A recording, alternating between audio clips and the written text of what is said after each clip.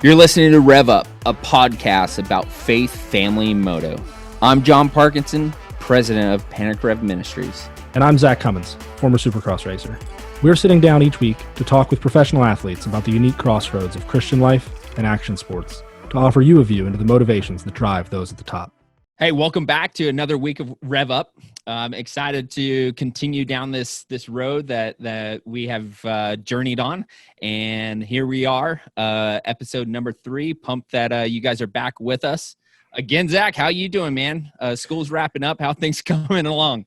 It's wrapping up for sure. Deadlines are fast approaching. It's good, though. It's been fun. I've got my Columbia hoodie on today in honor of fast approaching graduation. Working on my thesis right now. Been slaving away this week trying to get that done. It's a good time, but a lot of work. I'm ready for it to be over. Yeah. How absolutely.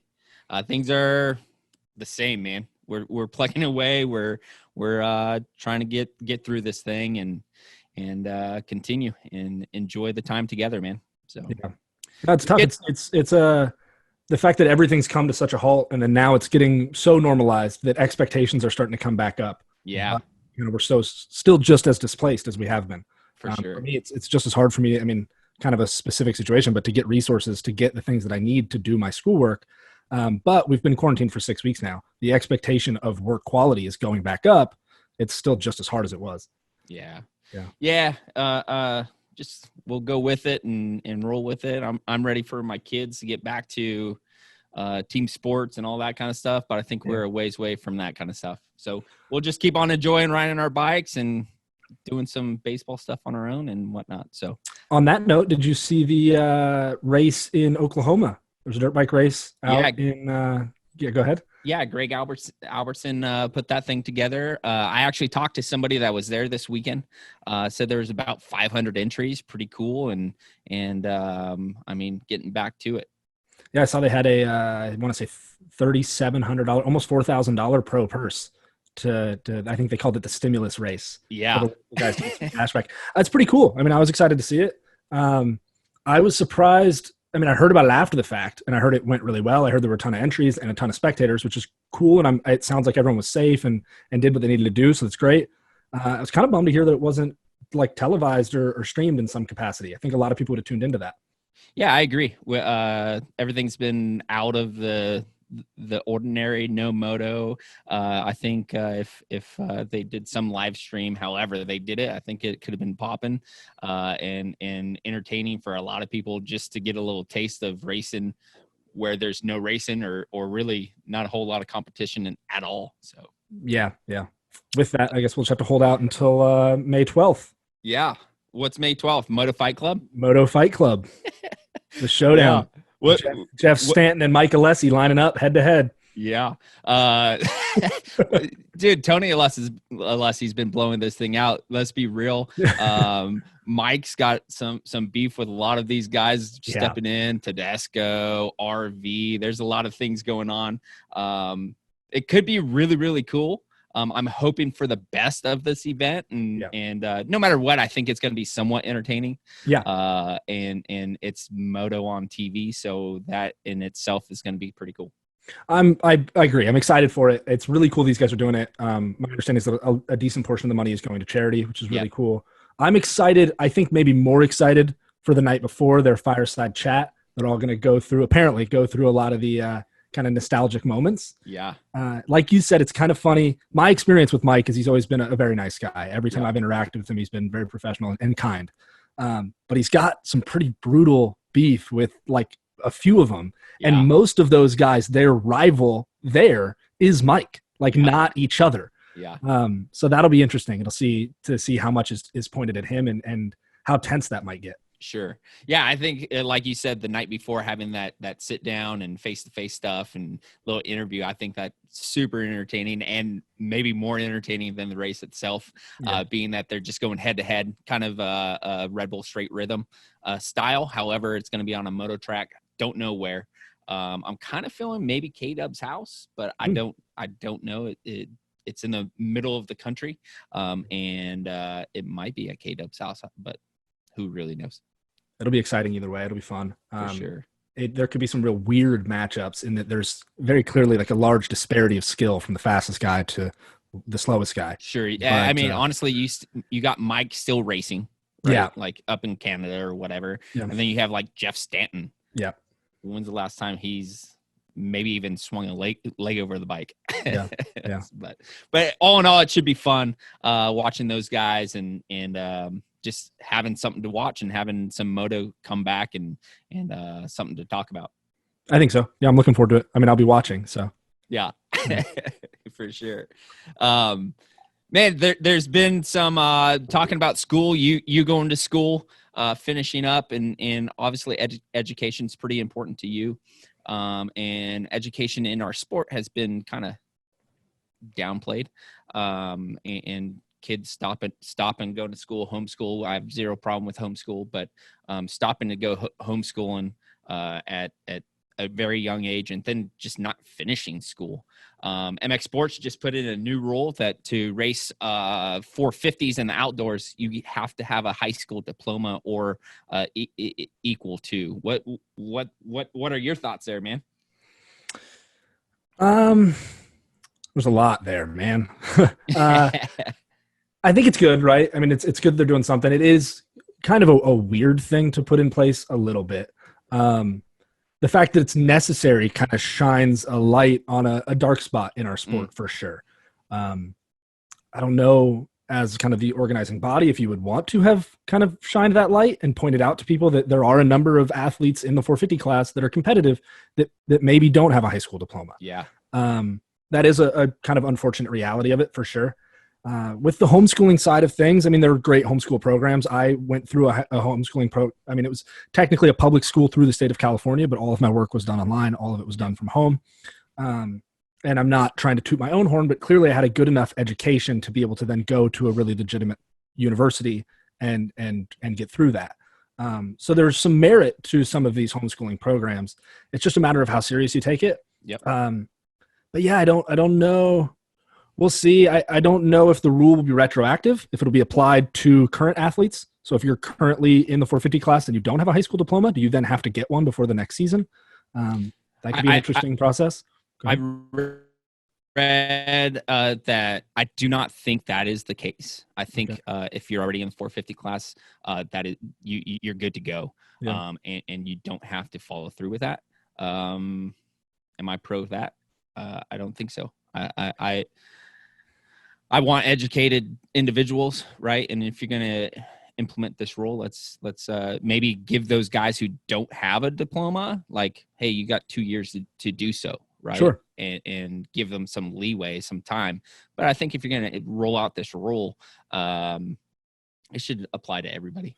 I agree. And I think, I'm assuming it's a high school diploma or equivalent because it's really where most people hold that standard, which going and taking your GED test is really not that difficult. I have some adult friends that have wanted to do it late in life, gone in, taken the test, and you're done. With that, I do see a silver lining to the rule in that hopefully that serves as a catalyst to go down, right? Sure. That little Johnny that maybe is getting 6th or 7th place at certain amateur nationals or at regional level events and thinks that he's on the cusp of making it. Mom and dad say, hey, maybe homeschool and stepping away from education is the key to getting us to that next level. Yeah. That is an unfortunate reality that happens often, not only in moto, but just in sports that are geared toward the youth, right? For sure. I think this rule, having that idea that, oh no, Johnny, when you get to the top level, you have to have at least made it through high school, hopefully will keep people a little bit more grounded, will protect kind of the education of the younger kids in that way. And I'm not saying these people are disillusioned, but I mean, sometimes the kid is great and a phenomenal rider, and then right at the very end of his amateur career has something horrible and can't turn pro. So you don't have that income without education. And even when you do have the income and you don't have the education, as we've seen with a lot of NFL players and people like that, it can be really problematic later in life. So I'm on board with the rule. I do think it's kind of an odd rule. Why not the 250 class? You have to be 16 to turn pro. I think most people are graduating high school around 17, 16 anyways. Yeah. You have a few problems with that, with people coming overseas and whatnot. Sure. But I'm with you. But again, there can be certain rules to implement on the guys coming over or anything like that. Again, you put in place, hey, you have 2 years of your time here to get this dialed in. And those people over there obviously have some kind of education too, right? Yeah. So it's not like they can't finish up or do school here either. So, Yeah. but someone Speaking of coming over from Europe. Yeah. Someone excited to have our guests here. One coming over from Europe, two is pretty pro homeschool with his kids, and they're young, but he's very pro homeschool and the approach that they're taking. We're going to welcome Zach Osborne to the show. What's going on, Zach? Yo, how's it going? There you go. We want to see your face, man. Right. No, you're good. How are things, dude? What's been going on? Doing good, man. Just navigating some strange times, as is everyone. But we're kind of back in the full swing of training and riding and everything here in Florida. There was not really a ton of adjustment made in the Wild West of Florida, but it's going well. There's some normality starting to come back to life, and it's a nice feeling. Very cool. Zach Cummins and I just got done talking about a couple new rule changes in the sport. I don't know if you're aware of them. MX Sports just implemented to race 450s, you have to have a high school diploma or equal to. Really? Yeah. So that's going to be implemented in 2021. So does that apply to that's what we were just talking about. We don't think so. I'm good. I got one. You're good. So. Zach's like, dude, I better get on some program. No, we're talking about it's like a harsh reality is that some people don't, and some competitive people really don't. Like, and not to point at anybody. It's just kind of the nature of what happens in the sport sometimes. Yeah. What do you think about that? To me, it's a strange rule. I definitely can see positives, but it's a weird rule. Yeah, and a weird time to just pop off a rule like that. Really, I don't know. I think it's good. I think that the I don't know much about the NBA players union, but I know that there's like a program for saving money for the players as well as the NFL. Saving money is a huge thing, obviously, for athletes. I think that there needs to be just like some, overall ethics training, and I mean, a diploma is a good start to that. Yeah. There's a bunch of things. I mean, I have a problem with it being in the 450 class. I understand it, but like Zach and I were talking, like if we're going to go through the ethic thing in education and money, and these top kids are getting thrown a lot of money, and let's be real, a lot of the kids kind of throw mom and dad to the wayside, and that type of leadership kind of goes out the window. And now this kid, I hate bringing people up, but you get kids like Jason Lawrence and like all these people that don't have what they need and the leadership in their lives, and they have all this money, and then what happens is not a pretty sight. So just giving them a little bit more, and again, I think that's a great thing of unions, and like there's certain things that are implemented that have to be done, and really we don't have that in moto. Yeah, I mean, I'm not saying that we need a union, but just some sort of representation, and like I said, like not maybe ethics is really the right word, but just like a code of conduct and how things should look, and some programs for education, not even just like general education like a diploma or whatever, but education on money and how to manage it, and just basic life skills that you don't really learn as a normal human in the real world until you're 30 or 35 or even 40. A lot of times when it's too late too, right? Like, yeah, when it's too late.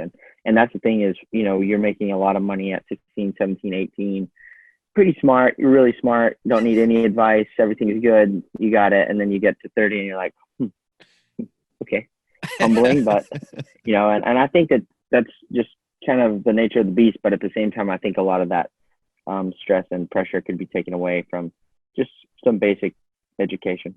Yeah, I'm pretty pro Dave Ramsey. I don't know if anyone else is, but you check out Dave Ramsey. I'm not a Dave Ramsey or whatever, however you would want to say that. Yeah. But I know who he is.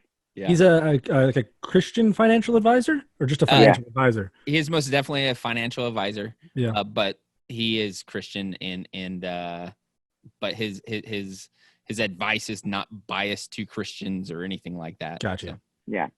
I mean, I do think a program of some sort that was geared toward kind of business management or finance management. I don't know how you would implement that at a sport-wide level, because you would need it at an amateur level, and we don't even have the organization of like a series or one sanctioning body, really. You know, you race under a bunch of different,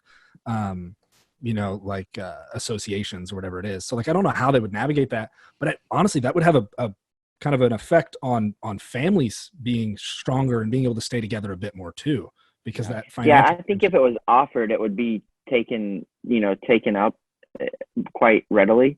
But it just, there's no programs for that. And the likelihood of a 17-year-old seeking something like that out is zero. So that's where we are.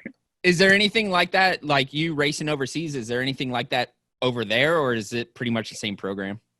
No, it's very similar. The one thing that always impressed me was how involved like each country's federation is, especially the French Federation and the Italian Federation. They have like a very structured program for how they get guys from being what we would call amateur to like being on a team. You know, I've even heard stories of them paying for guys to be on teams. You know, they have a very hefty budget, I believe. Like when I've raced the destinations, and even especially the 6 days, they have their own food there.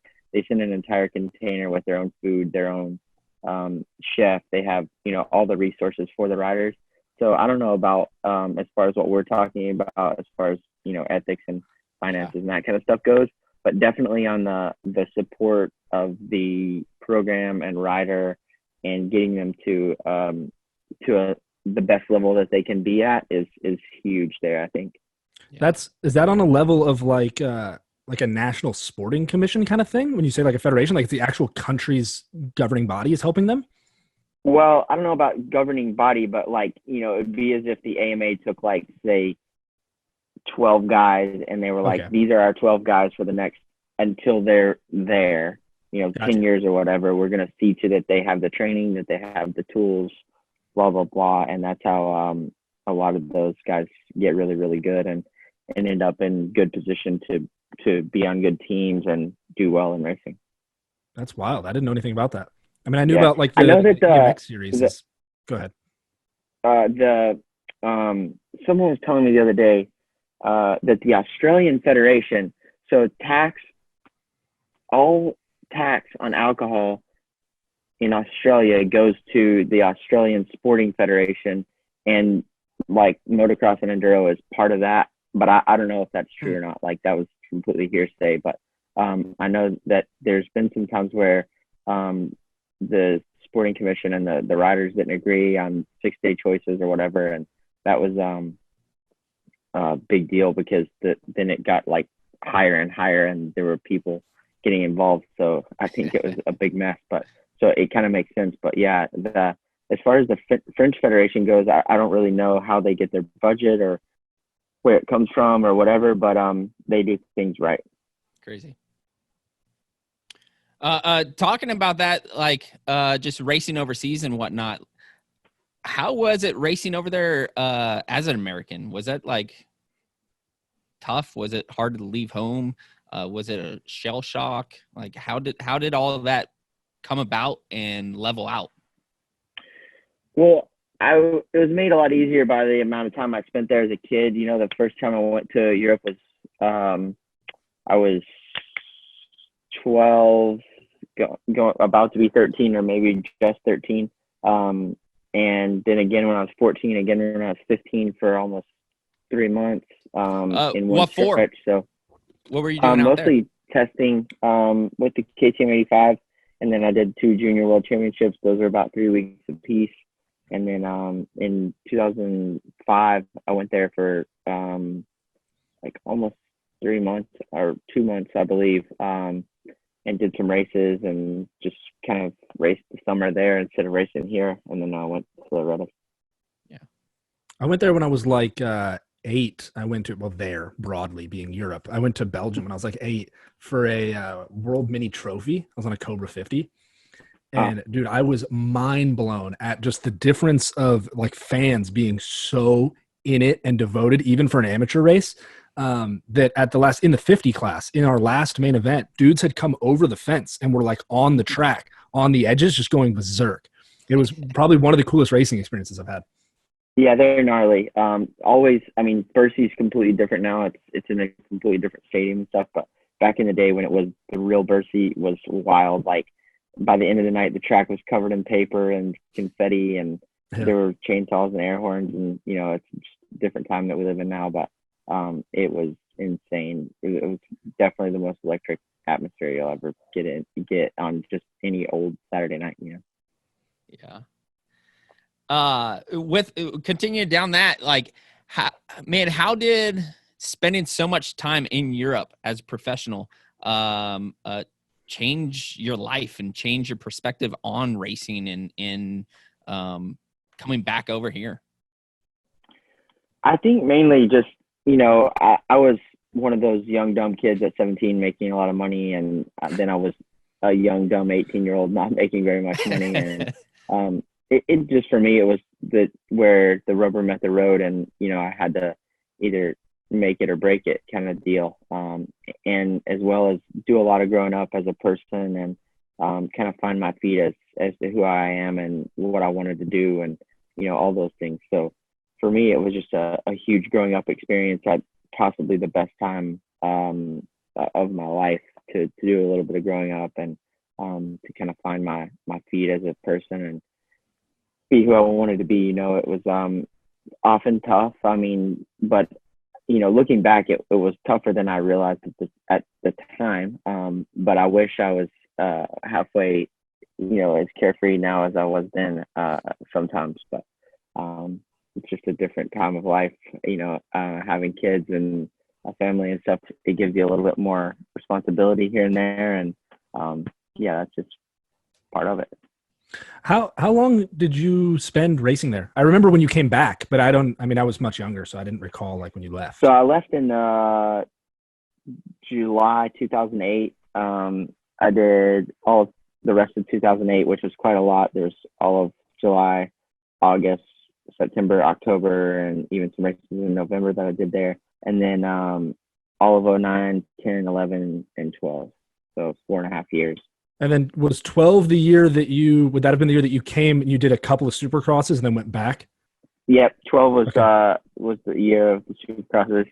I did 4 rounds that year. Yeah. It was Anaheim, Phoenix, LA, and Oakland, I believe. And I ended up getting on the podium 2 times, and, managed to find a ride after that. I was really, one of the biggest bummers for me the biggest bummer for that year, but actually of my whole career really was, I was in a really good place as far as my bike went.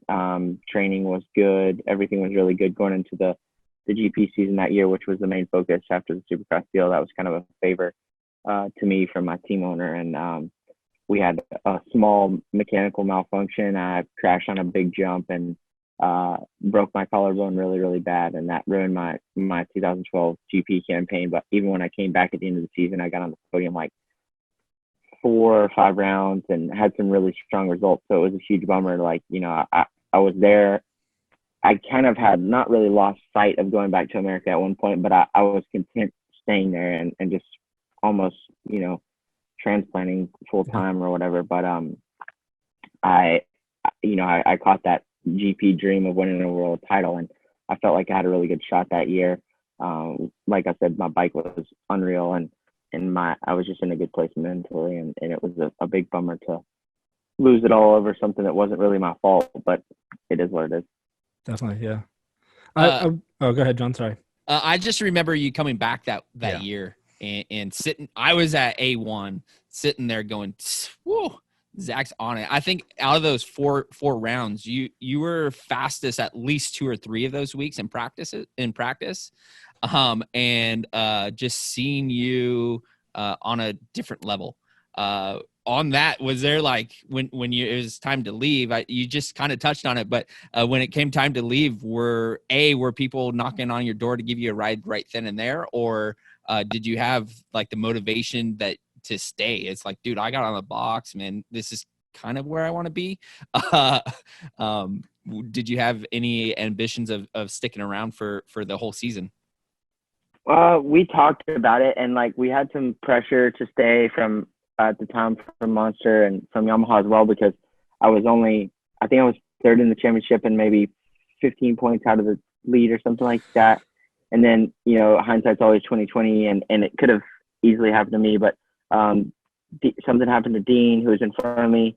And then the next weekend, Eli broke his elbow in San Diego or wherever it was. So, I had a really good shot to have been in the points lead when I left, or went, at the end of 6 rounds when it went east. Yeah. But that was not really the plan. And I felt like it was my due to go back and do what I had said I was going to do be prepared for the GP season. And honestly, I didn't really feel like I had a whole lot to gain, because I already had like 4 contracts in hand. I'd ridden all the bikes that I needed to ride. And it was kind of like, here's a taste. You can have some more next year if you want it, Yeah. So when you left, you already had a deal in your hand. Yeah, I was content. And like I said, I had ridden the bikes and I was pretty sure of what I wanted to do, and ended up choosing the Geico deal. And the rest is history.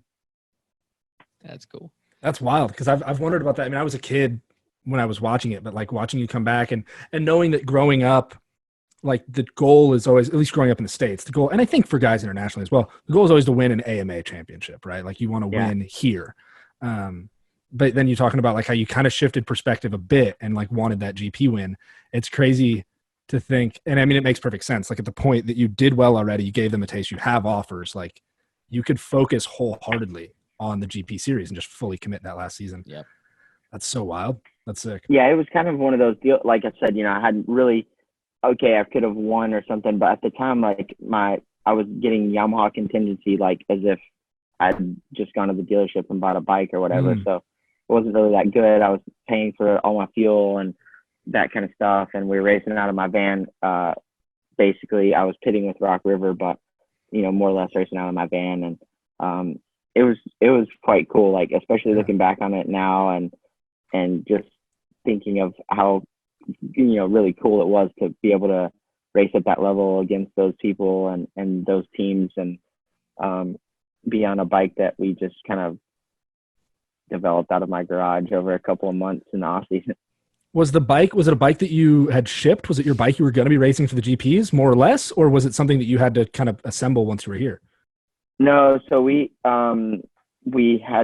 I had a practice bike the whole winter or whatever, and my race bike was coming from England. It didn't show up for Anaheim 1. It got stuck in customs, so we had to put some new parts and stuff on the practice bike for A1, which was fine. It was really good. It was just as good, as the race bike or whatever. And I mean, it was a fire breathing dragon. The thing was Steve Dixon, the team owner. He was is a mad scientist and fully committed to racing. But the biggest thing was we were running Olin's and they had like 0 Supercross data. And the first days we literally just started with outdoor settings with stiff springs, and then kind of mellowed that into softer springs and more valving, and then we just developed something that I was really, really comfortable on and had a lot of hours on. And it was kind of one of those just hit the money setting right off the bat, and that was it. It's crazy. Yeah. That transition, I was talking to John about it recently, just because, I mean, there are a number of guys and guys that I'm pretty good friends with that have done the same kind of path, have tried to emulate that same path of coming out of amateurs and being like, there's not the exact opportunities I want here. I'm going to go to Europe for a couple of years, and then to come back to the States and jump back into Supercross. And specifically, I think of like Thomas Covington and Darian Sinai have just done that same move. And it seems like there's a difficulty. I mean, I raced with both those guys growing up. Both of them are pretty solid supercross riders before they left. And then coming back, there's been almost a difficulty to get back to the same level that they were able to do at the GPs. Whereas, fighting for podiums or wins and then being here, you didn't have that same struggle. I mean, did you always feel like you had that confidence with supercross? Or, I mean, I guess it's hard because you didn't have the problem. So it's hard to diagnose the problem. I just wonder what that kind of, if the GP series makes you more level as a rider, more endurance based, or what about it is that kind of can rob that from guys? I don't know. I mean, like I said, I was just in a really good spot as far as my bike went. My bike was probably superior to any bike on the line. I mean, horsepower wise, I'm pretty confident in that, and I knew that in the back of my mind. There was no doubt I was on a bike as good as what those guys were, if not better. And I just really didn't care about any of that kind of stuff at the time. Looking back, that's one of the moments where I should have been like, man, this is maybe not the best idea. Like, I'm way over my head. But it's one of those things where you just go and you do it and it happens. And it could have easily gone the same way that it's gone for Darian or for Thomas, for me. And it didn't. I don't know why. And I can't really answer straightforward as to how I managed it, but Sure. we had a good little squad. It was myself, my race mechanic, and my cousin. We were just cruising around in my van racing dirt bikes, and it was like, looking back, it's really a cool thing. Like, it's one of the coolest memories from my career, that 4 weeks or whatever. We were literally living in all three of us in one room in a friend's house in Baltimore, and that was it. Like, we were just doing it. Was that your last year in MX2? Was a big reason of coming back? Yeah, it was. And I had a couple opportunities to stay there and race MX1 on good teams, on good equipment, good money and everything. But my wedding was planned for the October of that year. And we just kind of felt like it was time to come home and plant some roots. Yeah. Yeah. Just in talking with you and hearing you talk, like, that's huge, having Brittany here and you cross the pond and trying to live life and trying to do all that kind of stuff like that. That's rough, man. Like, you're more of a man than me, because I don't know if I would have been able to do it. No, it wasn't an easy time, but it was almost at times a saving grace, like the me missing her and not being always comfortable. Like, it kind of kept me striving for more. And there's always an end goal. Like, we've had basically the same dreams since we were 12 years old, to get old and build a house and have some kids. That's, that's always kind of been the goal. So that was just kind of on the plane, and yeah, we just had to take it in stride. That's awesome. So we're at 30 minutes in our show. Every show at about 30 minutes, we take a little break for our devotional dig, where we jump into the Word with our guest and go over their favorite Bible verse, whether it be their all-time favorite Bible verse or a Bible verse in the moment. So if you wouldn't mind sharing your Bible verse with us and digging into it a little bit. Okay. Let me get it up here. My verse is Colossians 3:23, and it says, whatever you do, work at it with all your heart, as working for the Lord, not for human masters.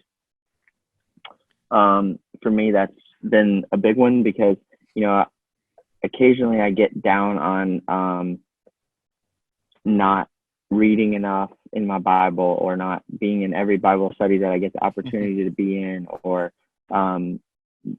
just getting to church on every Sunday. It's hard. We travel 30 weeks a year on a normal year, 35 weeks a year even, and it's not like we can be in church every Sunday. So, when stuff like that bothers me, I always remember this verse. And, I think that in a sense, in my sense, with my platform being dirt bike racing and motocross, and the opportunity to profess my faith and kind of shine my light, as long as I'm doing what I'm doing and I'm working for the Lord, he knows that, and he understands that. And that's been kind of a big player in my Christianity or in my faith, and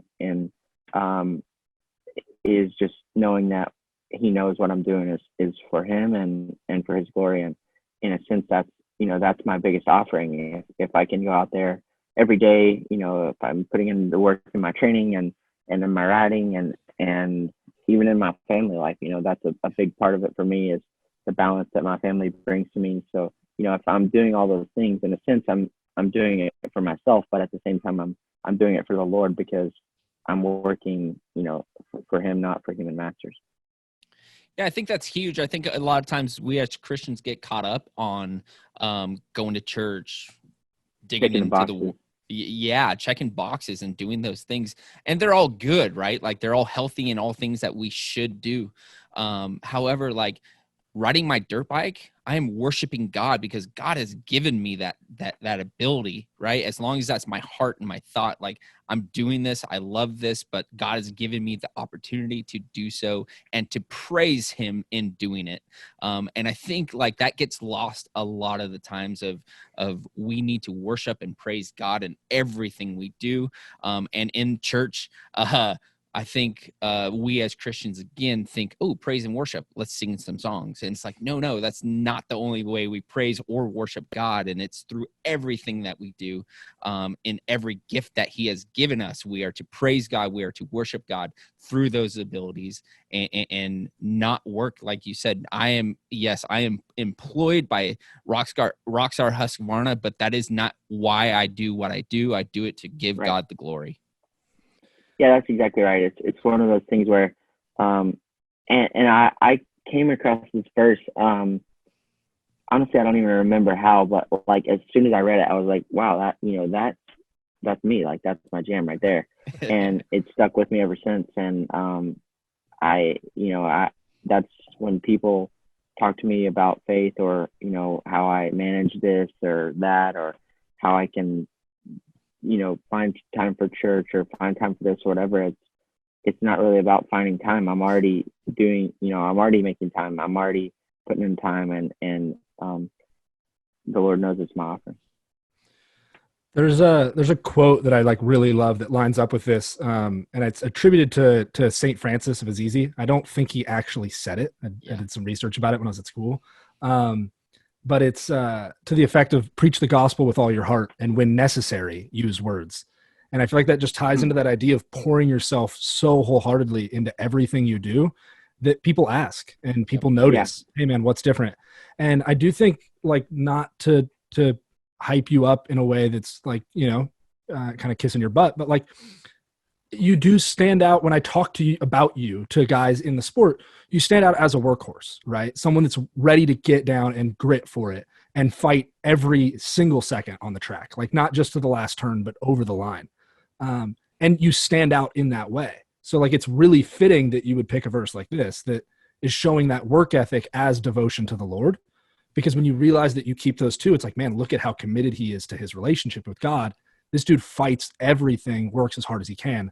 And it opens up an opportunity for spreading that light of the gospel in even in hostile environments. I mean, I remember being at school, and not saying that it's hostile there. People are really tolerant and really accepting, but there aren't a whole lot of like Christian people that saw the world the same way I did. And it's hard to have a conversation around Jesus in certain environments. But when you stand out and work different in the way that I think you do often, you give people that chance to ask and be like, hey man, what is that? What's inspiring you? What's driving you? It's just, it's powerful. I've never heard that quote, but I really like it actually. That's awesome. And it does, that does pretty much sum it up for me. It's very lateral in a sense. I like that a lot. You'll have to text me that. Yeah. I think it's one of my favorites as well. And it's like, dude, that's kind of like the story of my life is, man, let my actions speak for who I am. And when necessary, words will come about. People will ask questions. And that's how I could share my faith, right? Like see it and then open up doors to talk, because there's way too many people that just want to talk and their actions speak a lot different than what they say. And Let's have our actions speak louder than our words, in my opinion. That's like on that side of, I remember having a hard conversation one time when I was at church, and this dude asked me, and he was like, dude, like if you didn't tell people you were a Christian, how many people that you know would know? How many people just know without you bringing it up?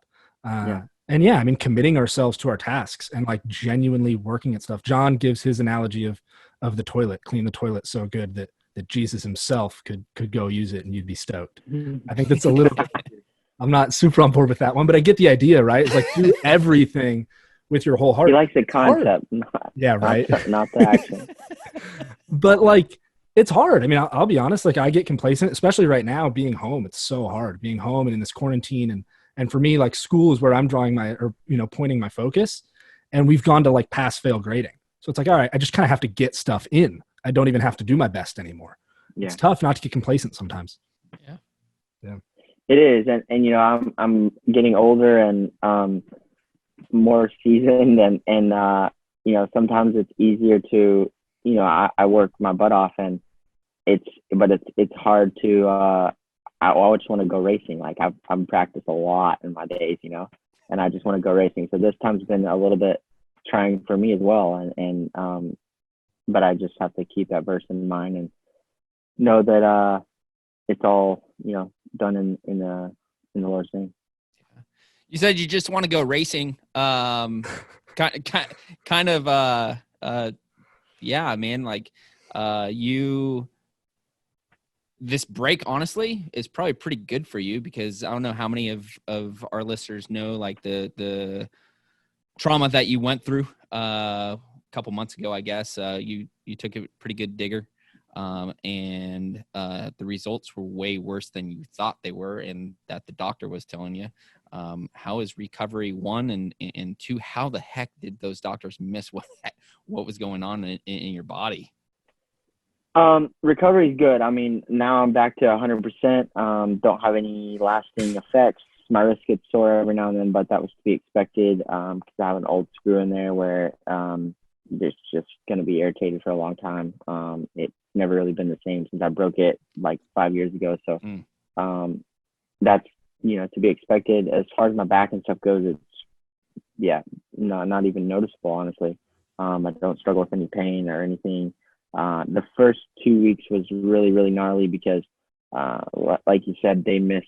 I was originally told at the hospital that I had one broken rib, a sprained wrist, and two bruised and partially collapsed lungs. And then turned out that I had a broken rib. I did indeed have a broken rib, but I also had broken T4, 5, and then 8, 9, and 10 in my back. And two of them were like 50% loss of height, which is like if your vertebrae was big, it crushed down to like half as high. So pain was quite gnarly the first 2 weeks. And I mean, I broke a rib at Anaheim 1, the same rib on the other side, kind of the same location, all that, and I raced no problem, you know. Yeah. So were you trying to, like, what were you in that 2 week or in that period that you didn't know? Were you trying to go back to riding and racing? I wasn't trying to ride, but I was not, you know, I was cycling, went out for bike rides. Yeah, like, and just like, you know, feeling like you're a wimp about it, like in your own head. Yeah, I'm calling myself a baby, but like I'm, you know, chewing nails, sitting in the bathtub for 3 hours at 3 a.m., you know, like it was bad. So finally I got to California and got seen to there and that revealed all the stuff. And then it was kind of like, oh, wow. So it was all justified, but there was almost a sense of healing or peace in me because knowing that there was actually something wrong kind of made me feel better. You know, I was like, man, there's something not right. And my lungs were pretty blocked because of the swelling and stuff, but I couldn't really cough because my rib and my back was just super sore, and that took a while. But now we're cruising along, back to 100%, and everything's good. Yeah. Hopefully you never have to go back, but you ever going back to that hospital? Dude, the craziest thing about it is I've been there twice now. It's a tiny little hospital, brand new. I mean, immaculate level hospital, about 5 miles from the track, and the track's in the middle of nowhere. Like we were all like wow, what a blessing that this hospital's here, blah, blah, blah. So with that It's being by said, Alden's. It's right by the track. Yeah. You know? So I mean, I hope I never have to go back there, but you know, it's everyone makes mistakes. It is what it is. You know, I can't really complain that much. They wheeled me from my truck into the ER. There was no one in line. Like it's like that both times, or maybe I've been there 3 times. Once for someone else, or I don't remember, but you just walk straight in. It's like a 30-room ER only, and it's such a blessing, like I said, but everyone makes mistakes. It is what it is. Maybe all those other dudes were just driving past, you know? Somebody was on their side and they're like, no, honey, don't stop. They can't do it. Yeah. See you later. I thought maybe Alden made an investment in a hospital right by the track. It's his place. No. But this place is so state of the art. Like you would be impressed with it, and it's just out in the middle of podunk nowhere. Yeah. Oh well. Yeah. It's funny. I don't know if it's funny. I mean, it's funny, but like the psyche of, like you said, you were kind of a little bit relieved or a little bit happy, like when you got the bad news, right? And like, hey, I'm not a wimp. It's not at all the same level, but I remember before Loretta's one year when I was in the B class, like 2.5 or 3 weeks before Loretta's, I was at a local race in Florida, came together with a guy, went off track and hit a tree and smashed my foot. And I was pretty confident I had broken my foot, and I dislocated one of my toes. So like my baby toe was pointed sideways. So I got the baby toe set and was like hanging out, and I was saying with the Ciancerulos, and Alan was like, dude, if your foot's broken, like we have to go to the hospital and you can't ride. But if your foot's not broken and you can finish your motos today, then we can keep training for Loretta's. So like I kind of took that to mean I have to decide that my foot is not broken. So I just kept riding and training, and would like put it in an ice bucket every night after we'd finish riding. But getting it in the boot was gnarly, and I would kind of like almost be in tears trying to go out to do my motos. Made it through Loretta's without saying a whole lot about it, and then got back to California and went and got x-rays. And the lady came with the x-ray and was like, oh my God, like you broke it all the way across right here. Like this is not, I was like, that's great news.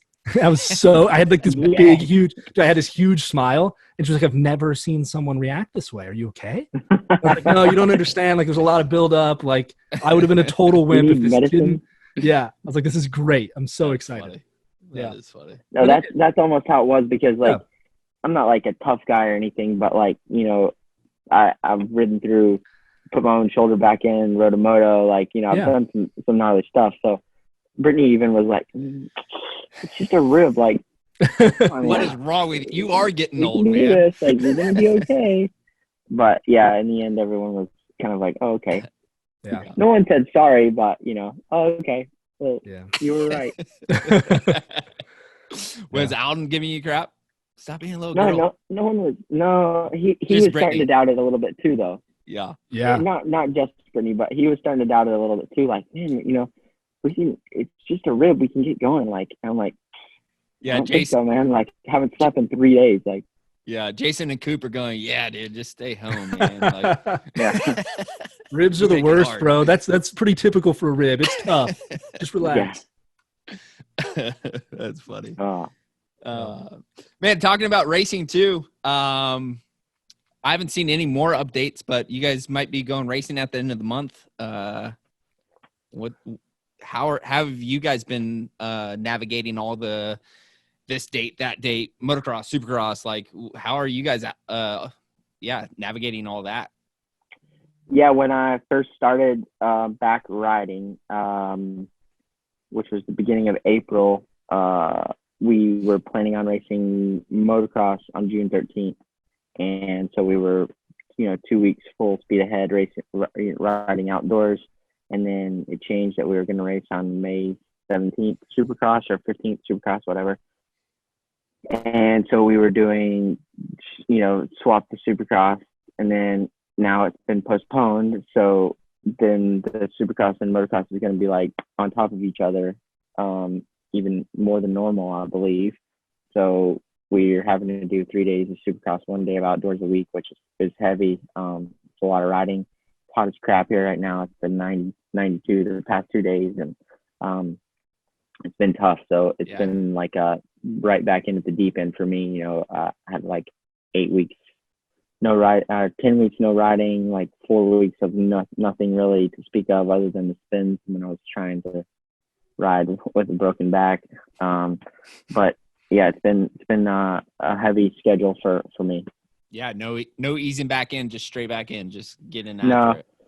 Which it's kind of the nature of the beast right now. You know, we're all up against it. We don't know. The indecisiveness is really hard for us because, okay, yeah, we're going racing on the 31st, but like the likelihood of that they're saying is 50 to 70%, which Yeah. I don't like that. You know, like if you're telling me, hey, like 90%, hey, 80%, we're going racing, but 50 to 70 is, you know, kind of discouraging for me, you know, and so it's been a little bit hard to stay really, really in it, you know, and be fully on every day. But that I think everyone's dealing with the same exact feelings and emotions. So we just got to keep hammering. I think that's a tough component of it too. Is like if you go these, I mean, obviously you know, but like if you go these 3 weeks working this hard, and then they're like, oh no, it's going to be another 2.5 weeks. Then you're in that weird limbo of like, do we ease off right now to recover a little bit, or do we stay full bore? Yeah. And that was the fear from day one was like, you know, okay, it's 6 weeks, or I think when we started training, it was like 7 weeks to the race. Yeah. So, you know, what if we get 4 weeks into this and they're like, oh, it's another 2 weeks, and that's pretty much exactly what's happened. So, it's a little bit of a management thing as well as, you know, trying to stay in the zone because, you know, you got to be full on every day as far as the focus and everything goes. Yeah. So it's just been a strange, awkward deal. I mean, like I said, it's the same for everyone, but it's been exceptionally tough to just stay really in tune and in focus and be on point every day. It's tricky thinking about how there's definitely an art to, and I know Alden, of course, knows how to master that, like an art of peaking at the point that you need to peak in the series. And then now with the series being like shortened and elongated, like it's becoming kind of an impossible guessing game. Yeah. I also wonder about, and guys, correct me if I'm wrong, but like the plan is to go like Fridays and Mondays, right? Like two rounds per weekend, or at least I had heard that. It was like Friday, Monday, then it was like Thursday, Sunday. Then the last schedule I saw was like Sunday, Saturday, Tuesday, Friday, Sunday. Like every third Saturday, day? Monday. Yeah, like every third day. Well, the first one was like 7 days. It was like Sunday, Saturday, so 6 days. Yeah. And then like 3 days, 3 days, 3 days, 3 days, and then like Sunday, Saturday to end or whatever. Wow. Would you guys probably then, you'd have to relocate to Arizona for that whole period, right? You wouldn't try to. Well, I don't know. I mean,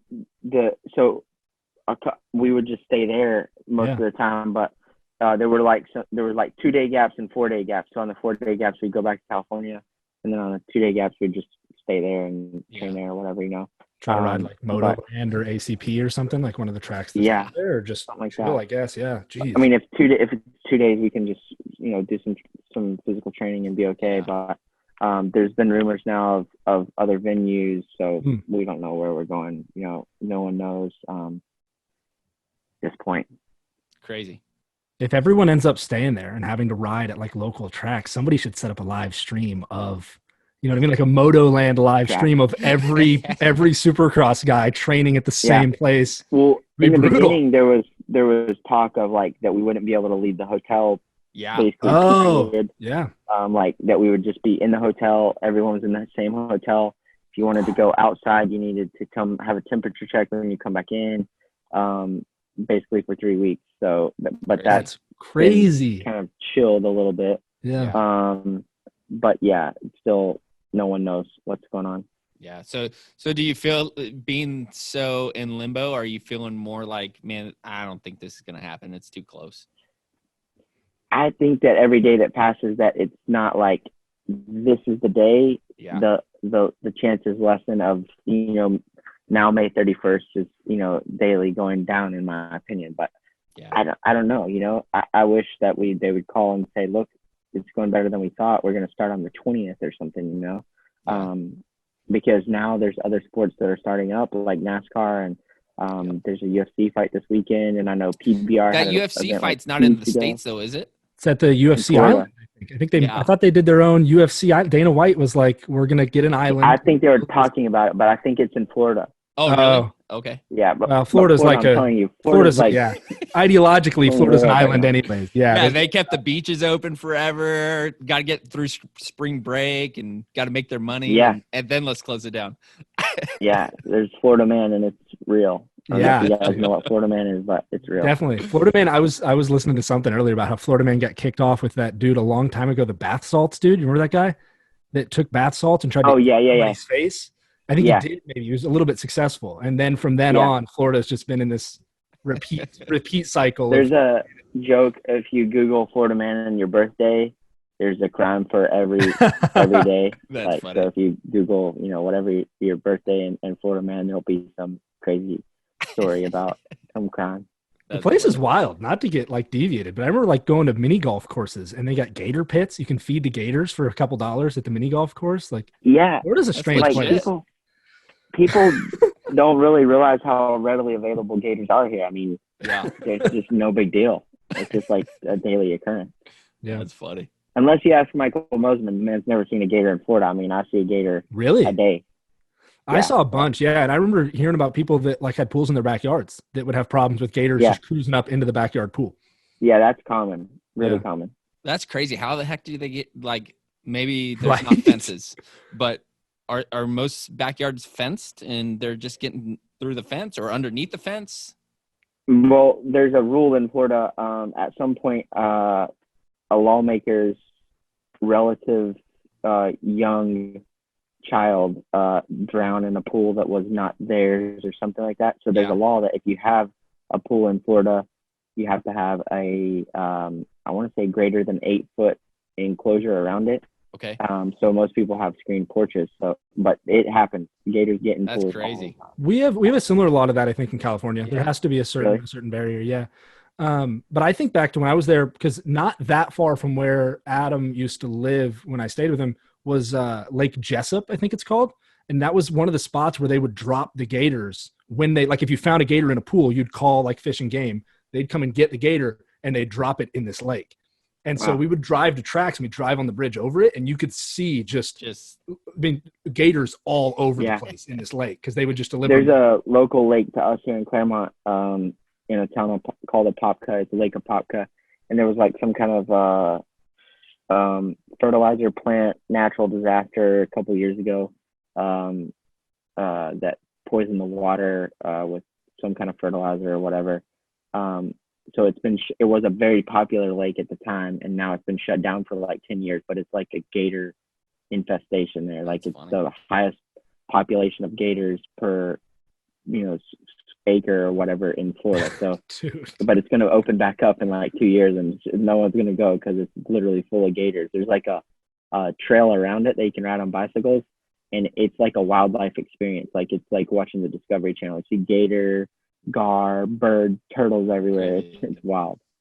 I remember going jet skiing in a lake, a small lake. Oh, dude. And being sketched out, right? And Alan Cianciarulo being oh, no worry, bud. There's only one, dead serious. There's only one gator in this lake, and he's over by that pole. And there was a marked pole in a spot, and it was that's where he set up his camp. You're good. And I was there's actually a gator here? I'm not going in the lake, man. Yeah. Why didn't you tell me that before we showed up? I mean, we had some jet skis a couple weeks ago from my mother and father-in-law, and we were riding, and there's kids out there skiing, 8-year-olds on wakeboards and skis and whatnot. And I'm just I have a 5-year-old, and I'm I just don't think I could put her in a tube and just be let's send it. Let's roll. Everything's going to be fine. So crazy. But I'm coming around to it because when I came here, there's no way I would have gotten in the lake on a jet ski. I was just going to ask, out of everybody you train with at the Baker's factory, who's most fearful of gators? Who's that guy? There's no way. Seth Rarick. Yeah. He's a scaredy cat when it comes to snakes and any kind of reptilian wildlife. He's out. So probably him. But that's another thing here is water moccasins are gnarly. Yeah. And they're not, you don't come across one water moccasin, you come across a nest of water moccasins. So that actually scares me more than gators, honestly. I don't play that game. No, that's sketchy. Yeah. Coral snakes, no big deal. Florida man, let's get it. Yeah. Jeez. Bunch of Steve Irwins out there. Bunch of amateur Steve Irwins. They wish they were Steve Irwin. Tiger King, left and right. Tiger King. Carol Baskin lives just like 80 miles from here. Ooh. Tampa. Go hang out. Yeah. John, you haven't seen that, have you? No, I haven't seen that. I don't have Netflix. No Netflix in my. I'm not going to recommend it. I'm not. It's pretty horrible. I wouldn't recommend it either. No. I mean, it was a good watch or whatever for waste a couple of hours, but I don't know. That's funny. Getting back to a little bit of moto, what, man? no more Tiger King. No more Tiger King. You're like, I'm done with. You're trying to find a natural segue. You're like, what is my entry point here? From Carol Baskin back to like, Carol Baskin's pretty fit. Let's talk about sports. Yeah. I mean, let's be real. Nobody's listening to here for Tiger King, right? That's fair. Maybe they are. Maybe. Our review. I can't give a good review being that I haven't seen it, man. Like Zach, you got to give the whole review. But go ahead. Never mind. You're just knowing like who you are and your passion for the sport and all things motorsports. Like, where do you see your future going? I know speaking with you in the past, it's like, man, yeah, I could go race out or off-road, go do this kind of stuff. Is that still out there for you? Like, is the end of your motocross, supercross career the end of Zach Osborne, motorcycle racer? I don't think so. I mean, it's definitely out there for me. It's something I would enjoy. It just depends on, you know, how I feel when I get done with motocross. If I'm really tired and over it, then I'm probably going to take a desk job somewhere, you know, but it's something that I enjoy. It's something that I would really like to do. I think it's a great way to continue racing and not do quite as much racing, a little bit more low key, a little bit less pressure, you know, all those things. So for sure, I would love to do a couple of years of off-road racing and just see, you know, try my hand at it, I guess you'd say. Past that, I don't really know. I don't know, you know, if I'm here in motocross for 1 more year, 2 more years, 4 more years. I don't know what that looks like. So it'll just be kind of a game time decision when all the chips come down. You've done quite a bit of that in the past, right? I know you've done at least a couple of GNCCs and then obviously ISDE. I've done. When you say, would you try your hand at it? Do you want to go like more off-road, like what Shorty's doing, or no? I do fancy Dakar a lot. Like it's on top of my list, but I just don't know if I'm really capable. I mean, that's a completely different deal. I mean, I can ride a dirt bike, yeah, but like doing it, navigating at speed and all that stuff, and just the challenges that come with racing rally are gnarly. So I don't know if I'm going to be, you know, up for that or even good enough for that, you know. Sure. So what I mean by try my hand is like give it a proper effort, you know. Every other time I've just been like, oh, there's a weekend off and I'm going to race a GNCC and here's my bike, you know, whatever. So when I say try my hand, I would like to give it a proper effort and just see how good I could do at it. For those who don't know, ISDE, right? It's like Motocross the Nations off-road style. How did you get involved and even get a place on the team? Because it's not exactly easy. I mean, you are Zach Osborne, but you're not an off-roader. Well, he is now. He got third at that's what I'm saying. And when he said I want to like actually give it a real go, that was in my head. Was like, so like it was a hobby when you podiumed ISDE? Well, pretty much. What, dude? That's crazy. So the 6 day thing. How did I get picked? I was actually like preliminary going to get picked in 2012. I was doing a lot of riding in the woods with Caleb Russell and Stu Baylor and those guys, kind of between my supercross stint and going back to Europe. We did some riding together and enjoyed it. And the team manager, Auntie Collinen, was there and a couple of times. And I actually did some hair scrambles just for fun. And had some good results. And they were like, hey, dude, you should do 6 days, blah, blah, blah. And it just didn't really line up that year. Like I didn't really have the support that I needed as far as bike and all that stuff goes, because it's quite a special bike as far as setup and making something run for 6 days that you can pretty much only change the oil and tires on. So the following year into the you have like it's structured where you have like an allotted amount of time, right? At the end of the day, you get like a little window to do all of your bike prep. Yeah, so at the end of the day, there's a 15-minute work period, which is very strictly timed. You can't be, I don't know if you know anything about time card enduro, but time card enduro, you have to.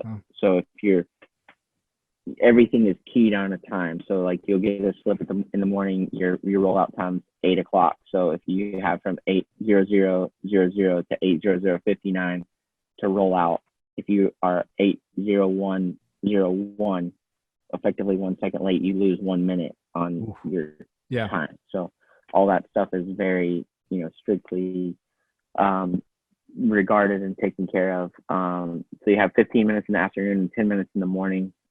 In the afternoon period, you really need to be able to do 2 tires, adjust your chain,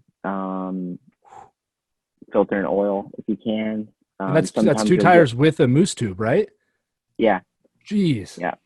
And but sometimes you'll get like some breaks during the day when you're waiting on your key time, because each segment of the day, there's typically like 6 or 7 segments. Each segment of the day is timed as well. So, you'll have 8 o'clock, 10:09, 12:14, whatever, all through the day.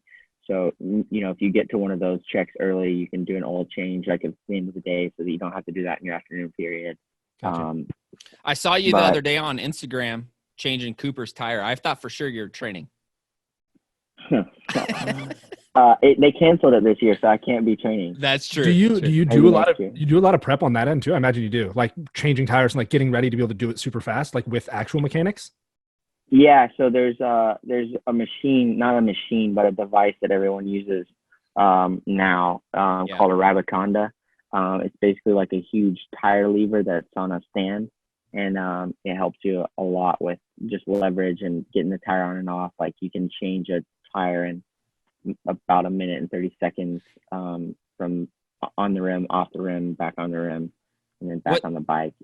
I went with Timmy Wigan to ISDE, and Taylor Robert was the only one using that last year. Yeah. And everybody else was just using spoons and tire irons, and I'm nuts, dude. It's crazy to watch. It's gnarly. I learned with spoons and a ring, but when we got there, they had that thing, and I had seen it before, and I kind of played around with it. But when we got there, we kind of got a lesson on it, and it was just like, this is a no-brainer. I'm gonna have to use it. So, I still have mine today, and I don't give it to anyone. Don't loan it to anyone. That's funny. Doing both of those events, ISDE and Motocross to Nation, like, is there much crossover? Is there like what do you? Yeah, is there much crossover with fans? And I know, like, being at ISDE, there's like your tests and all that kind of stuff where people could watch. But is there any crossover there? As far as fans go, you mean? Fans, or like just like your experiences? Yeah, I mean, like I said earlier, one of the most impressive things is like the French Federation and how they put things together, and how organized they are in both the nations and the 6 days. There's a massive effort for both of those teams and all the riders.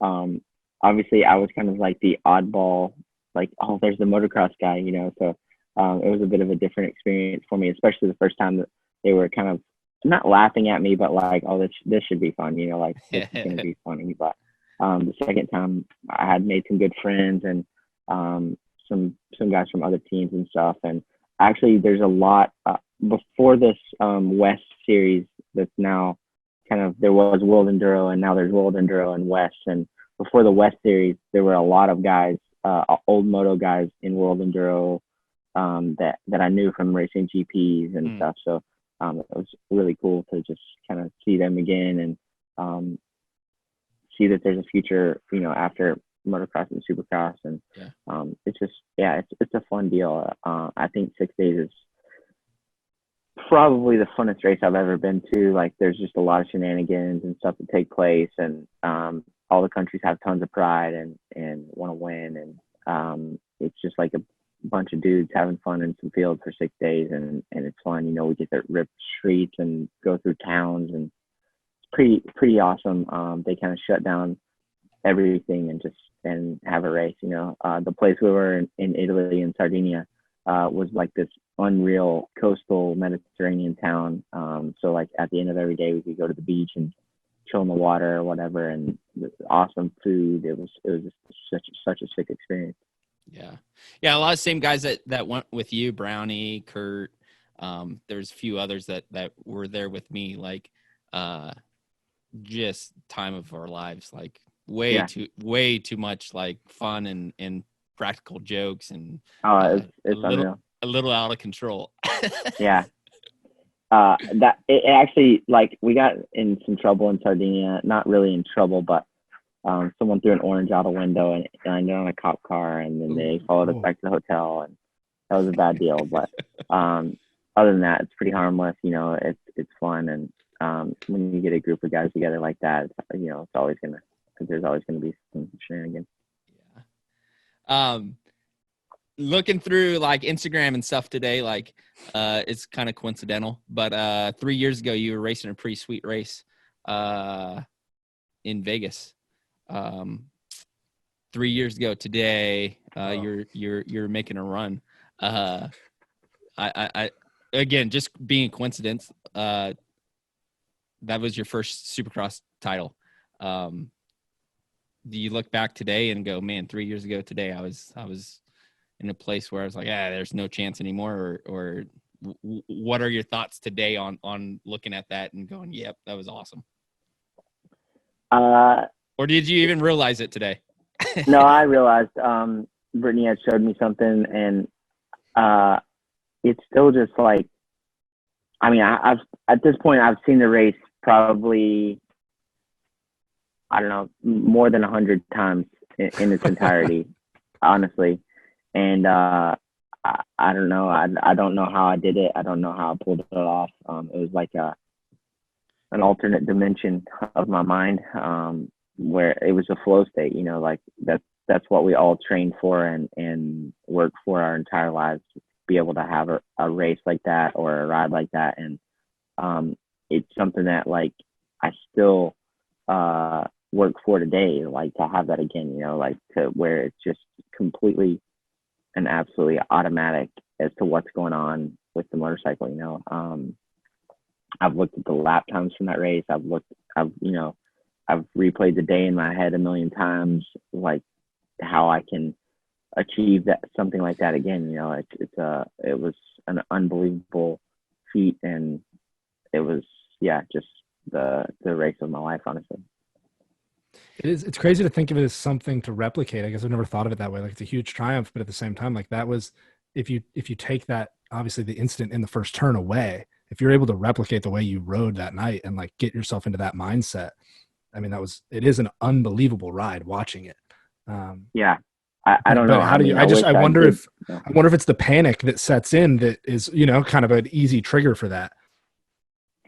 It could be. I mean, I think that the level of panic that you're already in, just from the situation you're in, as far as, you know, 1 point going into the last race of the year, kind of backs against the wall for everyone. But, you know, there's a lot of factors that go into that. So for me, to think that you could be any more panicked than that, I mean, I think if anything, the panic went away when I went down in the first turn. You know, like it was no longer on me. Like I wasn't gonna win by any means. You know, and like subconsciously or consciously, I guess you'd say, I was watching the race the whole time. You know, I could see across the lanes, and I'm pretty hyper aware of that kind of stuff when I'm racing, but it never seemed even remotely feasible until, I mean, even on the last lap, I was close, and I knew I was going to be close, but I thought that would be it. You know, I still had to pass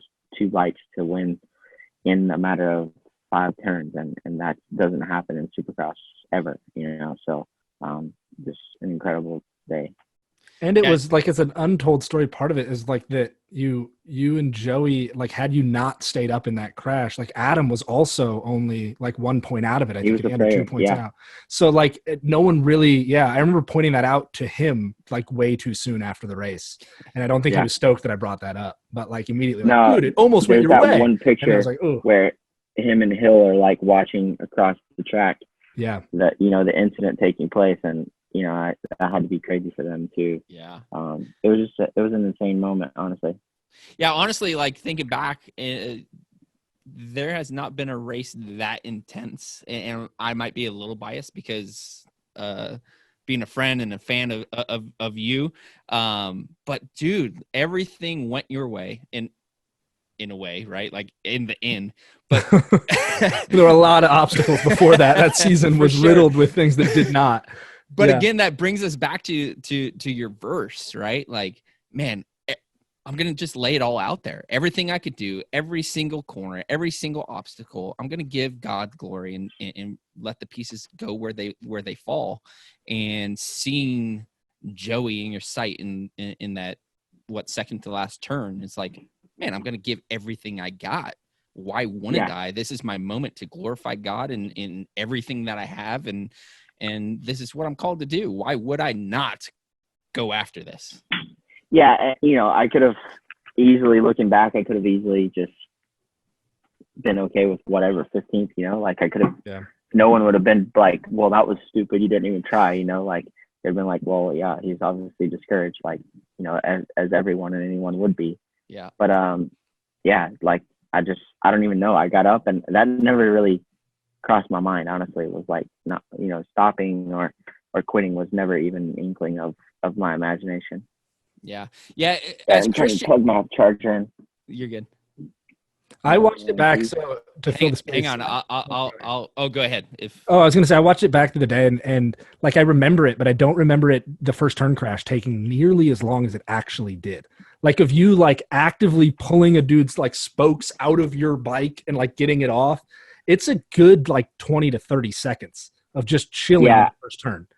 It was an eternity. And the reason I did that was because his spokes were past the cross in my wheel, or his foot peg was past the cross in my spokes, like down in the hole between the hub. And and you had you just had the spoke problem a few rounds before that, right? So you were conscious with of it. the same guy. So I was like, all right, I need to, and the track guy was lifting it like straight up. Yeah. So I knew that I needed to lift it up from the rear and kind of throw it off. Yeah. So yeah, it was. That was a pretty clutch move. Dude, and crazy that the wheel problem that happened before, like almost in a way prepped you for that. I mean, you know, like obviously if the wheel problem before didn't happen, it wouldn't have been nearly as close. But yeah, my mom always compares me to Forrest Gump as far as irony and things that happen in my life go. And that's definitely one of those moments where, like, you know, it just all lined up and it was, divine timing, basically. Absolutely. For sure. In that pass and many more like it, for your, maybe not that dramatic, but we as Christians get criticized of riding too hard, talking to Trey like, man, you're a dirty rider. You're this, that. You need to be all loving as a Christian, right? Like, how do you go about being a Christ follower, but racing hard and rubbing and bumping and racing people hard, man? That's a good question. I mean, it's one of those things where,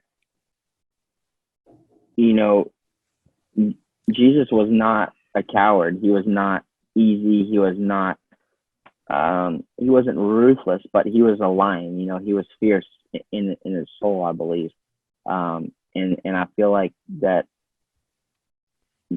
fury or ferociousness is what we have to have as humans to survive, and even to make moves like that or whatever. I mean, it was never, you know, making the pass. I never questioned it. Like I was there for a reason, and I was going to win that championship, and that it was mine for the taking. Like, had I not taken that, I would have shorted everyone that ever been a part of me or my career or anything, so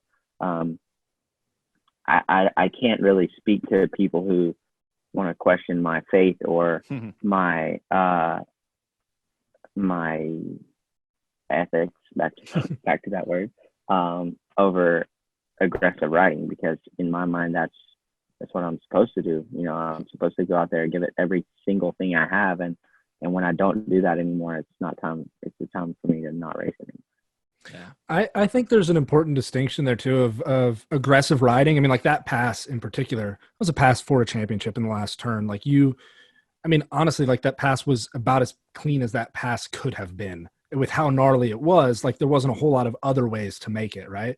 I think there's a difference between riding aggressive and racing as hard as you can and the incidents that come of that, and being disrespectful to people's health or taking unnecessary risks. I don't put you in the second category. There are only a few guys in our sport that I do.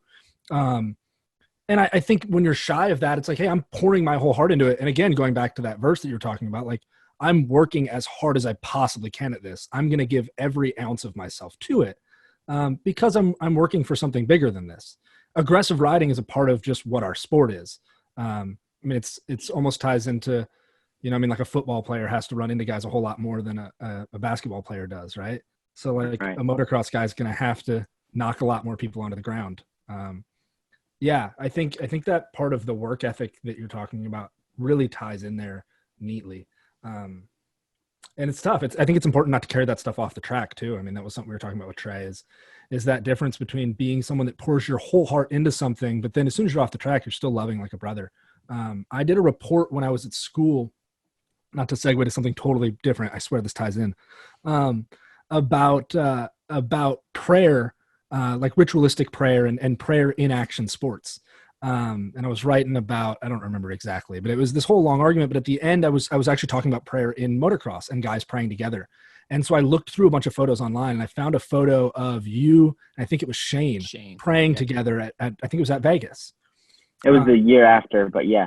But I didn't mean that round, but just location wise. Yeah. But like to me, I used that photo in my thing and the professor was like super impressed. Didn't really know a whole lot about the sport, but the idea that you can still be brothers, even with your competitors off track. And no one really gets to see that. I mean, I've never seen a pre-moto prayer broadcast on TV, but the fact that these dudes are together and you're sharing that, and then you could go out and in that race, you could easily clean Shane out, or he could clean you out if need be for the race win. You could still pray together. Yeah. Long-winded. Sorry. I got there though, I think. No, that's okay. I agree 100%. I like the thought. I mean, that's true. And I would, expect the same vice versa, Yeah. I think that's just, life puts us in different situations and we have to do what we think is the thing to do at the time. Everyone has their own life and agenda, if you will. And you just have to do what you think is right or best, or what you think is carrying your agenda the best. Yeah. There's something strong that I think is an indicator to kids growing up in the sport too, that you can be a legitimate rival with someone on the track and still be brotherly and kind to them off the track. I think a lot of people I've experienced too, like in amateurs, especially at the pro level, it seems like a lot more people get that, right? Because it does turn into more of a work and, hey, we're here for work and we respect each other. But at an amateur level, there can be a lot of that, like, you're my rival. I don't like you. We compete like you. I'm not going to treat you with that. Yeah. I think that's not childish, but it's just a maturity thing. You get to a point where everyone's making money, everyone's there for the same reason, and you're going out to just do your job. That's what it is. It's a job, and you can't really have feelings tied to it in the moment. After, that's fine. There's I would say I'm probably a completely different person off the bike than I am on the bike, but when I'm on the bike, it's all business. So a question, bringing up like old school, kind of different person. How about Brownie? Are you close to Brownie's mentality? Like, that dude puts a helmet on, and man, that dude's a different man.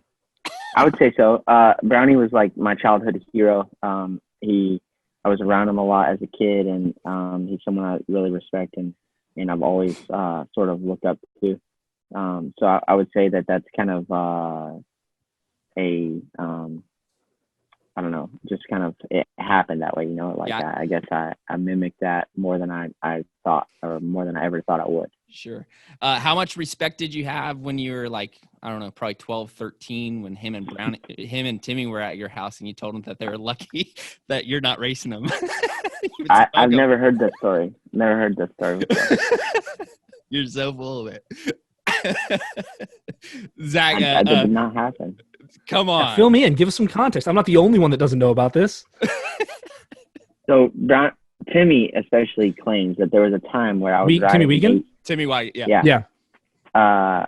There was a time where I was we were riding at my track. Brownie always rode at my track, and Timmy stayed summers with Brownie. So we were there riding one day, and according to Timmy's account, I said I was just riding, and I just stopped randomly, and I was like, "You boys better be glad I'm not riding a 125, or you boys better watch out when I start riding big bikes or something like that." And they both got super bent about it, but it's Timmy's favorite story. Timmy's favorite story, for sure. That's awesome. Anytime I'm around, like with Zach and Timmy, that story comes up. He loves that story. And I deny it every time because I don't remember it. There's probably lots of things you don't remember, but yeah, you know, like the time you blew me off at Loretta's for an interview. Did I? Yeah. But it's all right. Oh, geez. That got tense. Wow. John tells that story a lot when you're not around. We do. No, I don't. It like a went from men's group. fun. We work through therapeutic stuff. It really has affected John. It went from fun stories to throwing daggers. Just quick. It's all right. It's still funny. Is that final lap? No, it's final lap day, so it's not a big deal. It wasn't Racer X or something that you cared about, you know? Wow.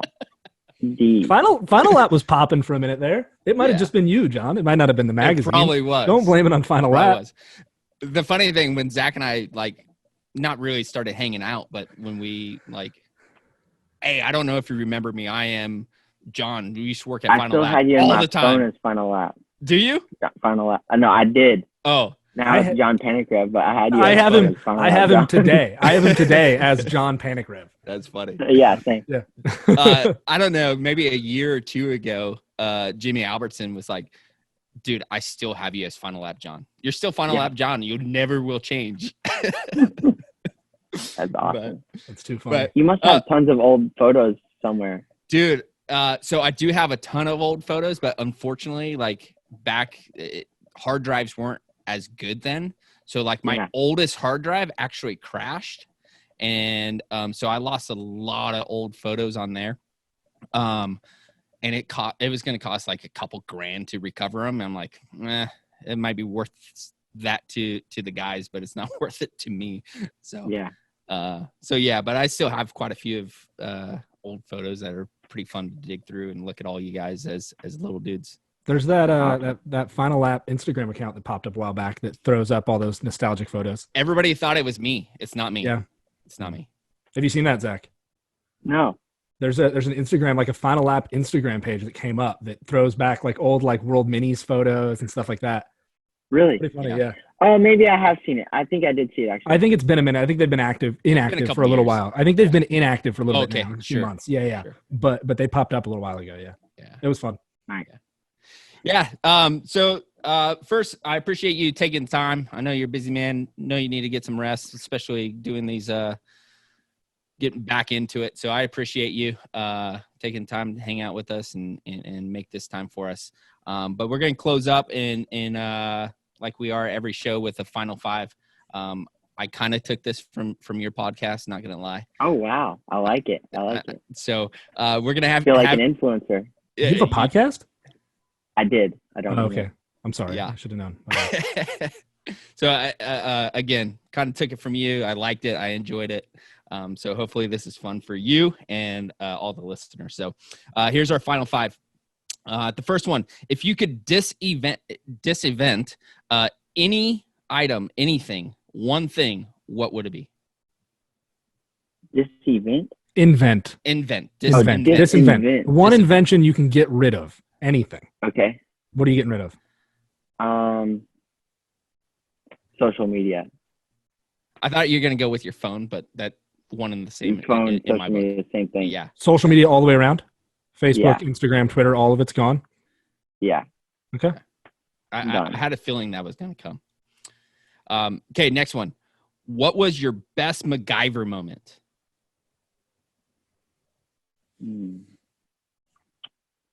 Best MacGyver moment. I'm pretty MacGyver-ish. One of my best MacGyver moments was the 6 days in Sardinia. I had a blown shock, and I didn't realize until I got my bike off the stand from the evening 15-minute work period, which I should have addressed the shock and done a tire or something in the morning. And so I had to do a shock in the morning work period on a Honda at the time, which was kind of finicky. Yeah. I went to put the last bolt in the side panel. I still had like 4 minutes left. I had done the shock in like 6 minutes, and I still had 4 minutes left and broke the last bolt. So I had to MacGyver that out, put a new bolt in, and I still made my key time all together. Crazy. You didn't just like zip tie it or something? I could have done like we were like zip tie, not zip tie, but it was an aluminum bolt, so it was quite soft, and there was a little bit hanging out the back side of the subframe. So I just kind of twisted it out the back side, put a new bolt in, and we were good to go. What is your favorite 90s jam? I'm a 90s guy. Like that's my genre, so it's gonna be hard.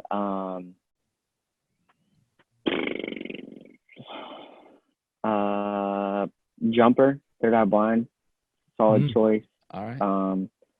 You could go with some Social D stuff. All-time 90s jam. Geez, that's hard. Yeah, Jumper. That's a good one. All right, there it is. It's actually from one of the first songs I remember as a kid, so it always sticks out in my mind. Like my mom was a rocker, or is a rocker. Definitely was a rocker at the time. So we had like this Offspring CD and the Third Eye Blind CD and some Pearl Jam CDs. But the Jumper song was like one of the first songs I remember being like, this is good stuff. Like this is some crazy rock and roll right here. That's funny. 90s to early 2000s is where my music it just stays. Like people ask what kind of bands I'm into, and I just list a bunch of old groups that are often not even together anymore. Yeah. All right, this one should be fun.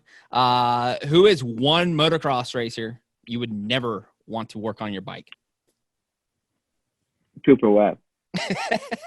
That easy. Yeah, for sure.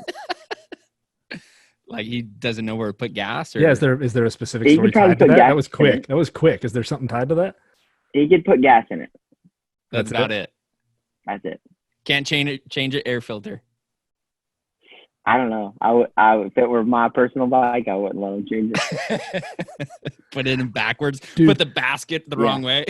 I had an experience, not to deviate from this because I know this is not, but like I had an experience a while back where I was hanging out with Thomas Covington when he was over here getting ready to go back for the GPs.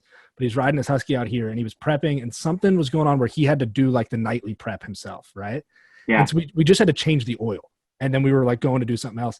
And we couldn't figure out there were multiple drain plugs on the bottom. Oh, yeah. And he didn't know which one it was. So we had to get Mitch on the phone. So we had Mitch Payton on FaceTime, and we were trying to show him the underside of the bike. And we had pulled the wrong one, I think, and then had to redo it. And I was like, dude, how do you not know how to do this? It's all right. It gets worse. There's no names. There's a guy that used to race, and he would not put his own bike on a stand. Really? Yeah. You should probably name him. Yeah. Should I? This is not that kind of podcast. We're a little bit more positive, but I don't see why not. I mean, no bike on the stand. That's pretty brutal. Yeah. So Blake Wharton would come into the pits, and he wouldn't put his bike on the bike stand because he never had to. He would roll in and be like, "Hey, can you put my bike on the bike stand?" I'm like, "Really?" Was he like a kid at this point, or no? No, he was. I mean, kid, put his bike on the stand. But racing. Well, yeah, I'm just saying. Racing some kids, Supercross. Some kids struggle. Racing Supercross. Oh, racing Supercross. Yeah. Yeah. Maybe the guy had like a secret hip injury, and you didn't know about it, and he didn't want to injure himself. Hey, Blake's a friend, so that's why I said I wasn't gonna name him. But let's give him this out then. Let's say maybe there was an injury involved. Maybe he needs to come on and defend himself. I don't know. Okay, here's the last one for you. If you could trade places with any other person for a week, famous, not, living, dead, real, fictional, who would that be? I have high hopes for you on this question, by the way. Trade places with any person for a week. John, do you have an answer to this question? Do I? Yeah. This is a tough question. Maybe. I got high hopes for Zach. Probably like Dell Jr. in like the golden Dell Jr. days. All right. Junior. Yeah. I didn't realize this was a week. I think you're gonna say a day. I have it written down next to me. You said a week, right? You said a week, yeah. A week. But it didn't register to me. Yeah. I knew he was gonna ask this question. I thought it was a day. A week is Dale Jr.? That's your pinnacle? Is a week as Dale Earnhardt Jr.? Sure, like yeah, he's a legend. Or You wouldn't even go senior? That's why I said junior. You could pick anybody, dude. Like I was really going like Abraham Lincoln or like Washington. I was thinking something like that for you. Or like one of the disciples or something, but not Dale Jr. So like I don't know. John's obviously heard my podcast, but one of my questions was if you could go back to any event in time, what would it be? And my two choices for that question are Woodstock or the resurrection, which is two very interesting things. Yeah. But like I just like the spectacle of Woodstock. It still blows my mind, like how it all happened and everything. Yeah. And I love classic rock, so it would have been like an all-time concert, obviously. But I just feel like, and obviously seeing the resurrection how much that would change your life now. I think that would be crazy. But yeah, as far as I live a dang good life, dude. There's gonna have to be some serious pizzazz to get me to trade lives for a week. But I think Dell Jr. back in the day would have been really cool, or like an F1 driver now would be a sick deal, like something like that. Do you have an interest in racing cars, or you just like it as a spectator? I love it as a spectator. Obviously my dad raced cars when I was a kid. Yeah. And I love NASCAR. I think NASCAR's sick. I'm in the process of trying to convince my wife to let me get a sim rig so I can do some iRacing. But it's not like an ambition. Like I don't want to race cars. I would much rather race off road than not get paid very much than race cars and get paid a lot. So, That's funny. Thanks. Cool, man. Well, thank you, man. Yeah, I want to jump in and say thank you. I mean, I know we haven't talked a whole lot, but this has been really cool, man. And I really appreciate you giving us as much time as you have and taking that away from your family and sharing with us, because this is great, and it really helps someone like myself too. I enjoyed it, and if you guys ever want a third co-host, I'll be glad to jump in. Let's do it. But yeah, you guys have been awesome, and I appreciate the opportunity. And have a good day. Stay safe. You too, brother. Appreciate it. Yeah. Let your family know hello, and we love you guys, man. Yeah. Thanks, guys. Yes, sir. Have a good one, bro. Bye. Later. Thanks for tuning in to RevUp. Be sure to hit the subscribe button so you don't miss any new content. Check us out every Thursday at 5 p.m. And if you're interested in learning more about Panic Rev, head over to panicrev.org or follow us on Instagram. Until next week, I've been John Parkinson. This has been RevUp. Stay healthy and God bless.